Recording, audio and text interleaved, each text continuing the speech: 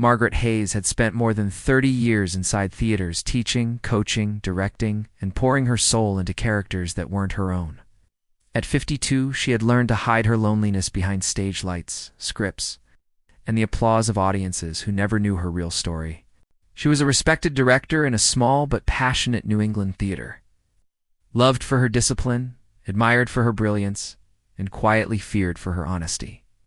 Her life moved with routine precision, till the day a new actor walked through the creaky backstage door. His name was Ethan Walters, just 20 years old. With a soft smile, nervous eyes, and the kind of raw talent she hadn't seen in years. He was supposed to be too young, too inexperienced, too fresh, but the moment he began reading lines, the room fell silent. His voice carried something she recognized instantly: vulnerability, hunger, truth. Margaret assigned him the lead role in their upcoming play, a romantic drama that explored forbidden love, heartbreak, and second chances. She paired herself as his scene partner for rehearsals, partly to guide him, partly to protect him from seasoned actors who were sometimes unkind to newcomers.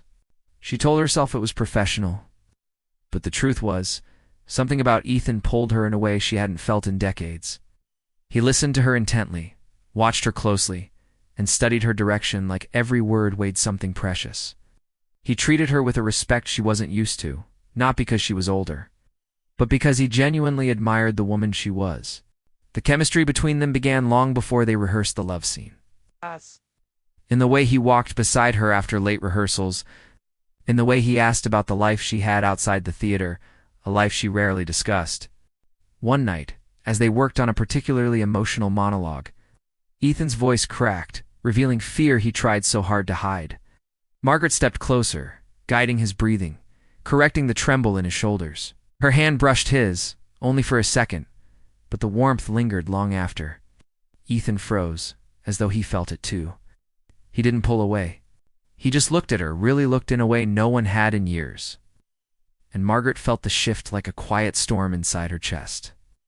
When it came time to rehearse the play's love scene, the theater was empty except for the two of them. Only the stage lights glowed softly, casting warm amber halos across the wooden floor.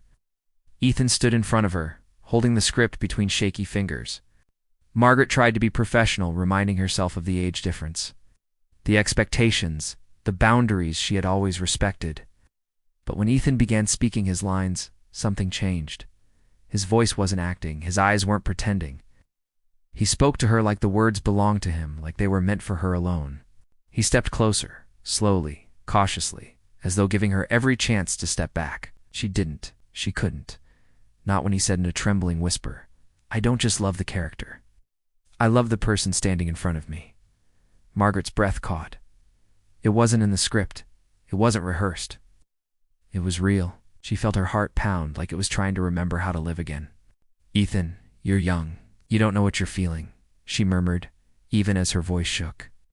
But he looked at her with steady, unwavering certainty. "I know exactly what I'm feeling," he whispered, stepping close enough that she could feel the warmth of his breath. "You see me? You believe in me. I've never felt that from anyone." She wanted to walk away. She wanted to protect him. She wanted to protect herself, but the truth was undeniable. She felt it too. The connection that had been building quietly for weeks had finally surfaced, breaking through all the rules she had lived by. In that moment, she wasn't a director.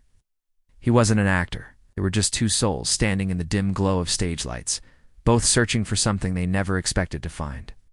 When Ethan reached for her hand, she let him, their fingers intertwined with a tenderness that felt like the beginning of something fragile and rare. He didn't kiss her. He didn't rush. He simply rested his forehead against hers, breathing shakily, letting the closeness speak louder than anything he could say. For Margaret, it was a moment that rewrote the years she thought she had lost, a reminder that love didn't follow timelines, rules, or expectations. It found people in the most unexpected places, even between velvet curtains and fading scripts. They left the theater hand in hand, not knowing what the world outside would say, not caring about the whispers that might come. All they knew was the truth they discovered under the stage lights. Sometimes the heart chooses differently.